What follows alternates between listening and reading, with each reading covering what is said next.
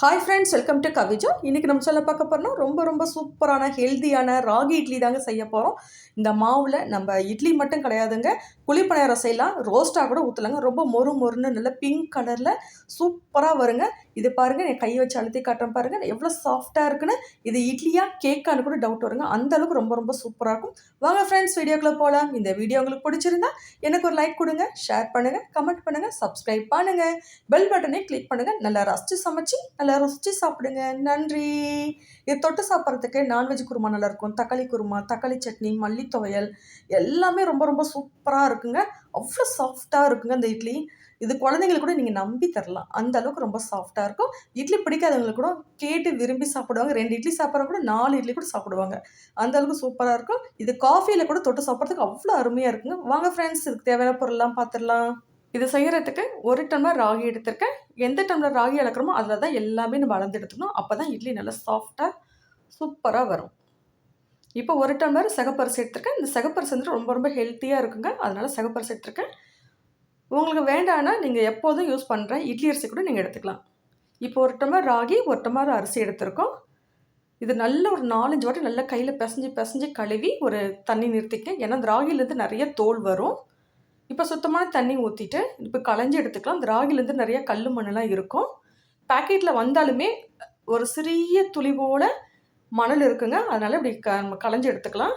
பாருங்கள், நான் என்னுடைய இடது கையில் வந்து இந்த குண்டானை அப்படியே ஆட்டணும், வலது கையில் வந்துட்டு இந்த அரிசியை வந்துட்டு நம்ம கலெக்ட் பண்ணணும். இந்த 4 விரலில் ஒன்று சேர்த்து வச்சுக்கோங்க. இந்த கட்டை விரலில் வந்துட்டு அந்த மிதங்கி வர அரிசியை அந்த 4 விரலுக்குள்ளே தள்ளி விடணும். இப்படி தாங்க நம்ம அரிசி வந்து களைஞ்சி எடுத்துக்கணும். குண்டானை வந்துட்டு முன்னையும் பின்னையும் ஆட்டி எடுக்கணும். இப்படி ஆட்டி எடுக்கும் போது கல்லெல்லாம் பார்த்திங்கன்னா அடியில் தங்கிரும். கல் மண் எதாக இருந்தால் அடியில் தங்கிரும். அந்த அரிசி மட்டும் நல்லா மிதங்கி அரிசி ராகியில் மிதங்கி இந்த விரலுக்குள்ளே 4 விரலுக்குள்ளே வந்துடும். இப்போ பாருங்கள், கடைசியில் இதை வந்துட்டோம். இந்த கடைசியிலேயே இந்த குண்டை நம்ம லைட்டாக ஆட்டி எடுக்கணும். இதில் கையில் வந்துட்டு வலது கையில் வந்து அந்த ராகியை நிறுத்திக்கணும். இப்போ அடியில் பாருங்கள், எனக்கு சவுண்டு கேட்குது. கல் இருந்தால் கண்டிப்பாக சவுண்டு கேட்கும், கல் இல்லைன்னா கேட்காது. இப்போ எனக்கு லைட்டாக சவுண்டு கேட்குது. எனக்கு பார்த்திங்கன்னா மெலிசாக அப்படி மணல் மாதிரி வெள்ளையாக இருந்ததுங்க. அவ்வளோதான். உங்களுக்கு தெரியுதா என்னன்னு தெரியல, லைட்டாக வெள்ளையாக இருக்குது. இது நம்மளுக்கு வேண்டாம், இது அப்படியே கீழே கொட்டிடலாம். இப்போ தண்ணி ஊற்றி இந்த வேஸ்ட்டான இந்த ராகி எடுத்து அப்படியே கீழே கொட்டிடலாம். கீழே கொட்டியாச்சு. இப்போ 2-3 வாட்டி திரும்ப நல்லா வாஷ் பண்ணிட்டு வந்துட்டேன். இப்போ சுத்தமான தண்ணி ஊற்றி வச்சுருக்கேன். இதை மூடி வச்சிடலாம். இது ஒரு 4 மணி நேரம் இல்லாட்டி 5 மணி நேரம் ஊற போட்டுக்கணும். இப்போ 2 டம்ளர் நம்ம எடுத்துருக்கோம். 1 டம்ளர் ராகி, 1 டம்ளர் அரிசி எடுத்துருக்கோம். அதுக்கு 1/2 டம்ளர் உளுந்தம்பருப்பு எடுத்துருக்கோம். நீங்கள் தோல் உள்ள பருப்பு எடுத்துக்கலாம், தோல் இல்லாத பருப்பும் எடுத்துக்கலாம். 1 டீஸ்பூன் வெந்தயம் எடுத்துக்கலாம். இது நல்லா 2-3 வாட்டி திரும்ப இதையும் கழுவி எடுத்துகிட்டு வந்துடலாம். இப்போ சுத்தமான தண்ணி ஊற்றி தட்டு போட்டு மூடி வச்சிடலாம். நீங்கள் ராகி அரைக்க போகிறதுக்கு முன்னாடி கூட ஒரு 1/2 மணி நேரத்துக்கு முன்னாடி நீங்கள் ஊற போட்டால் போதும். நான் மறந்துடுவேன் அப்படிங்கிறதுக்காக எல்லாமே ஒரே டைம்லேயே ஊற போட்டுக்கிறேன் நான். இப்போ அதே டம்ளரை 1/4 டம்ளர் சிகப்பவுல் எடுத்திருக்கேன். அதையும் 2-3 வாட்டி நல்லா கழுவி எடுத்துக்கலாம். இதுலேயும் நெல் பதிரெலாம் இருக்கும், நல்லா கழுவி எடுத்துக்கலாம். இப்போ ஒரு 4:30 மணி நேரம் இதெல்லாம் நல்லா ஊறி வந்திருக்கு. 4:30 மணி நேரம் இல்லாட்டி 5 மணி நேரம் ஊற வச்சுக்கோங்க. உளுந்தையும் அவளையும் நீங்கள் ஃப்ரிட்ஜுக்குள்ளே கூட தூக்கி வச்சுக்கலாம். நான் மிக்ஸியில் ஆட்ட போகிறதுனால நல்லா சில்லுன்னு ஃப்ரிட்ஜுக்குள்ளே வச்சுருந்து ஆட்டி எடுக்க போகிறேன்.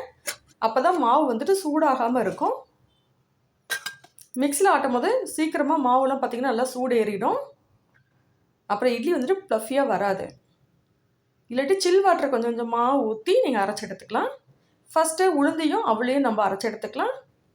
தண்ணி கொஞ்சமாக சேர்த்து நம்ம அப்படியே அரைச்சி எடுத்துக்கலாம். நைஸாக மை போல் அரைச்சி எடுத்து வந்துடணும். இப்போ வேறு ஒரு பாத்திரத்தில் மாற்றி வச்சாச்சு. இப்போ ராகியும் அரிசியும் இதையும் நல்லா மை போல் அரைச்சி எடுத்து வந்துடலாம். இதையும் சில் வாட்டரை ஊற்றிக்க நம்ம அரைச்சி எடுத்துக்கலாம். இல்லாட்டி மாவு வந்து நல்லா சூடேறிடும். நீங்கள் வேணால் கிரைண்டரில் கூட ஆட்டி எடுத்துக்கலாம், இல்லாட்டி உரலில் கூட நீங்கள் ஆட்டி எடுத்துக்கலாம். ரொம்ப சூப்பராக இருக்கும். இப்போ உப்பு தேவையான அளவுக்கு சேர்த்துட்டு திரும்ப மை போல் 2 ஓட்டி எடுத்துகிட்டு வந்துடலாம். பாருங்கள், நல்லா நைஸாக அரைச்சி எடுத்து வந்தாச்சு. இப்போ உளுந்தோடு சேர்த்து நல்லா வச்சிடலாம். இப்போ நல்லா கை வச்சு நல்லா அப்படி அடித்து நல்லா மாவு மிக்ஸ் பண்ணிக்கணும். அப்போ தான் இட்லி நல்லா ப்ளஃபியாக வரும், மாவு நல்லா பொங்கி வரும். இப்போ வெயில் காலம் ஸ்டார்ட் ஆயிடுச்சுனால இந்த மாவு நல்லா மிக்ஸ் பண்ணி விட்டு ஃபஸ்ட்டு அடியில் ஒரு பாத்திரத்தை வச்சிடலாம். அதுக்கு மேலே மாவு பாத்திரத்தை தூக்கி தட்டு போட்டு மூடி வச்சிடலாம். இப்போ காலையில் பார்க்கலாம். காலைல பார்த்திங்கன்னா 6 மணி ஆகிடுச்சு. மாவு பாருங்கள் புஷ்ஷுன்னு பொங்கி வந்துடுச்சு, தட்டே மேலே தூக்கிட்டு போயிடுச்சு. இப்போ எல்லா மாவையும் நல்லா வலித்து மாவுக்குள்ளே சேர்த்துட்டு நல்லா க்ளீன் பண்ணி எடுத்து வச்சுக்கலாம். இப்போ பாருங்கள் நல்லா இந்த அளவுக்கு இருக்குது. மாவு நல்லா கொஞ்சம் கெட்டின்னு ஆட்டிக்குங்க. தண்ணி மாதிரி ஆட்டினா இட்லி போய் சப்பையாக உட்காந்துக்கும். இப்போ நான் துணி போட்டு தான் இட்லி ஊற்ற போகிறேன். இந்த துணி நல்லா தண்ணியில் நனைச்சிட்டு நல்லா இருக்க நல்லா புழிஞ்சிட்டு இப்போ எல்லா குழியிலையுமே இந்த மாவை சேர்த்துடலாம்.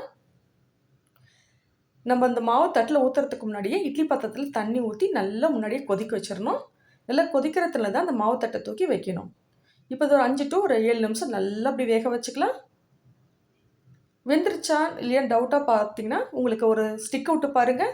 அந்த ஸ்டிக்கில் மாவு ஒட்டி வந்துச்சுன்னா திரும்ப 2 நிமிஷம் வேக வச்சுக்கோங்க. அவ்வளோதான். எனக்கு ஒட்டலை. சூப்பராக இட்லி நல்லா வெந்து வந்திருக்கு. பாருங்கள் பார்க்கவே நல்லா சாஃப்டாக கேக் மாதிரி இருக்குங்க. அந்த இட்லிக்குள்ளே பாருங்கள் எவ்வளோ ஹோலாக இருக்குன்னு நல்லா கேக் மாதிரி இருக்கும்.